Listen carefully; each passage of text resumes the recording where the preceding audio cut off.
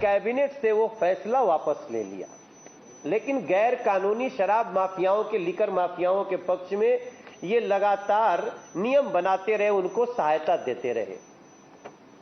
चूंकि कैबिनेट से फैसला वापस ले लिया था, इसलिए इसकी लीगैलिटी पे बहुत बड़ा क्वेश्चन मार्क था।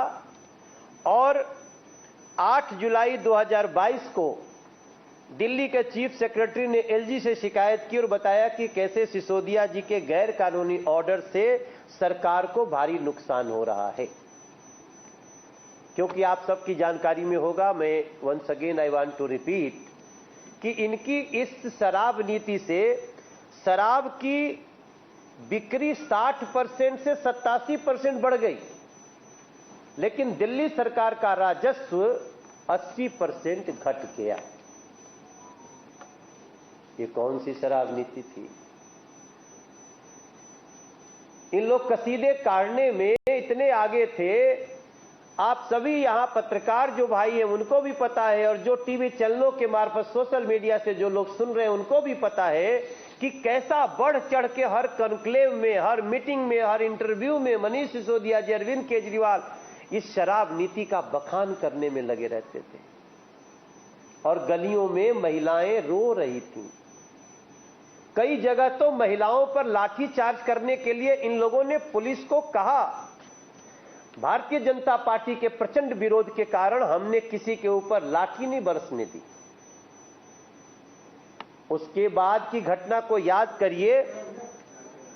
जैसे ही चीफ सेक्रेटरी ने एलजी को शिकायत की कि इससे भारी नुकसान हो रहा है, गैर कानूनी ऑर्डर था, लीगल नहीं है, तो अरविंद केजरीवाल पकड़े जाने के डर से तुरंत कैबिनेट की मीटिंग बुलाए। ये 8 जुलाई 2022 की चीफ सेक्रेटरी के शिकायत के बाद 14 जुलाई को कैबिनेट की मीटिंग बुलाई जाती है और इसको कैबिनेट का जामा पहनाने की कोशिश की गई। तब तत्कालीन जो हमारे 2022 में जो हमारे एलजी साहब थे, उन्होंने देखा कि भाई ये लोग लीपा पोती कर रहे हैं, दिस इज नॉट गुड, दूध का दूध पानी का पानी होना चाहिए। इसलिए 22 जुलाई को एलजी साहब ने दिल्ली शराब घोटाले में सीबीआई जांच की सिफारिश कर दी। अब सवाल उठता है कि जब सीबीआई इंक्वायरी सिफारिश कर दी गई कि जो भी सत्य हो सामने आए, तो जो अरविंद केजरीवाल जी, जो मनीष सिसोदिया जी इसी शराब नीति के गुण गाते नहीं थकते थे, उन्होंने तुरंत 4 दिन के अंदर इस शराब नीति को वापस ले लिया। क्या दिल्ली को आप इतना बेवकूफ समझते हैं अरविंद केजरीवाल जी, मनीष जी? अगर आपके तर्क में शक्ति थी तो आप सीबीआई हो, ईडी हो, दुनिया की कोई एजेंसी हो, आप उसको तर्क से बता सकते हैं कि नो, ये रेवेन्यू बढ़ाने वाला है, क्यों हम इसको छोड़ें, क्या गलत हुआ है, क्या घोटाला हुआ है। लेकिन चूंकि इनको एजेंसीज का सामना करने के लिए लीगली ये इतने कमजोर थे, बहुत बड़ा घोटाला था, क्योंकि ये कहे थे इससे 2000 करोड़ रुपया आएगा, और जब ऑडिट हुआ तो पता चला इससे तो 10,000 करोड़ रुपया आना चाहिए। तो 8,000 करोड़ किसके पॉकेट में जा रहे थे? चूंकि इस बात को सिद्ध नहीं करते थे, इसलिए अरविंद केजरीवाल जी ने शराब नीति वापस ले ली।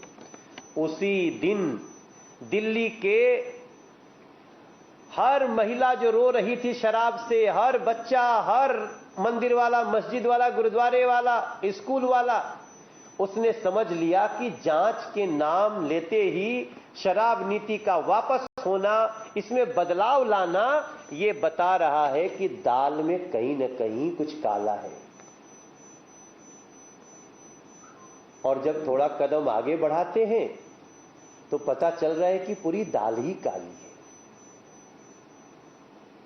ये लोग कहते हैं, इसके पहले कि हम मीडिया के लोग हमसे सवाल करें, ये कहेंगे अरे बहुत सीबीआई इंक्वायरी की है, बहुत ये किए, क्या हुआ, हमारे तो, हम तो दूध के धुले हैं, हमसे धुला कोई है नहीं। देखिए कैसे दूध के धुले हैं। 2022 में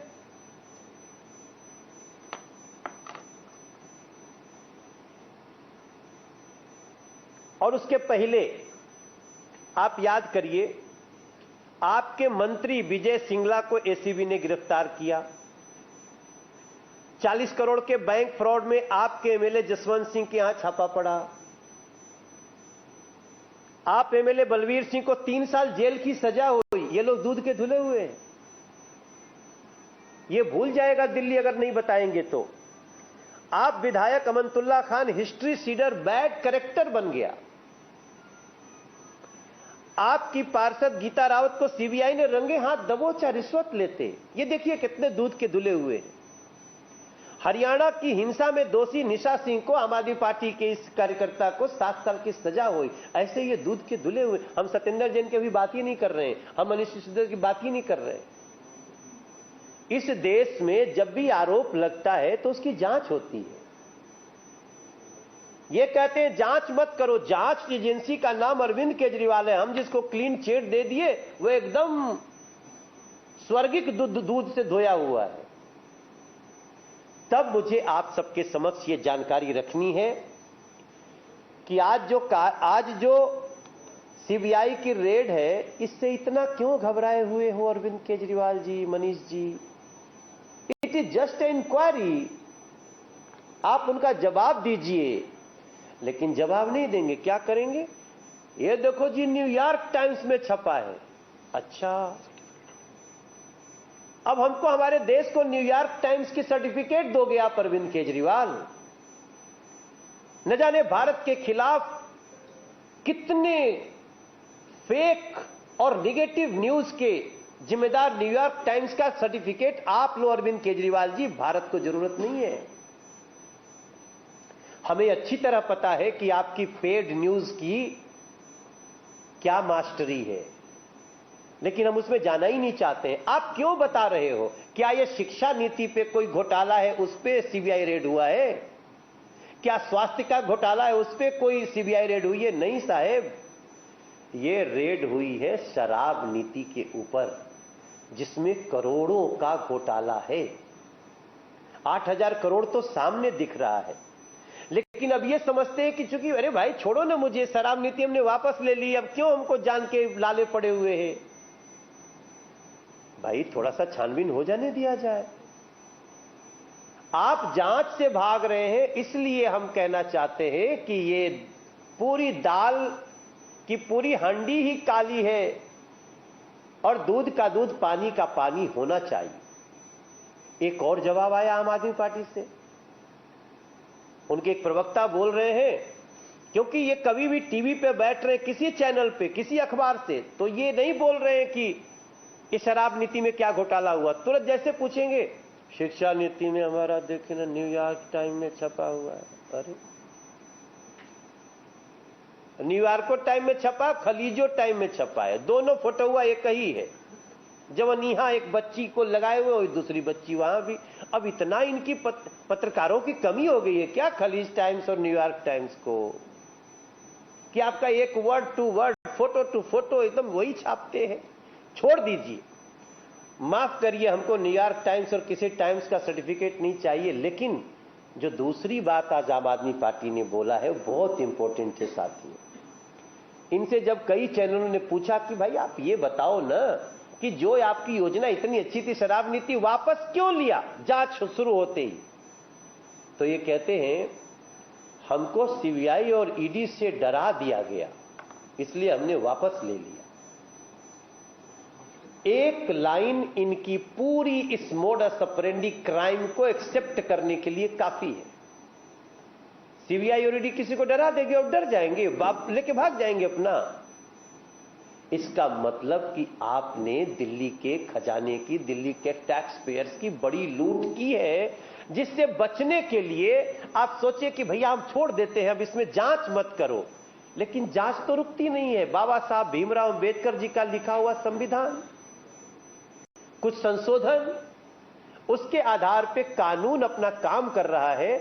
इसलिए मैं आज दिन में, हमारे अध्यक्ष जी ने भी कुछ बताई होगी, हमारे प्रवेश वर्मा जी ने भी कुछ जानकारी दी होगी, हम आपके सामने ये जानकारी रखते हुए कि ये स्वयं स्वीकार कर रहे हैं कि हम सीबीआई के डर, सीबीआई और ईडी इसके डर से हमने ये अपना शराब नीति वापस ले लिया।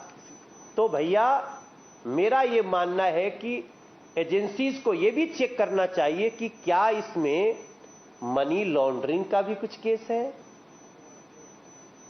एजेंसीज को ये भी ध्यान रखना चाहिए कि क्या इन्होंने ये चक्र अपने ब्लैक मनी को व्हाइट करने के लिए किया है कई तरह से।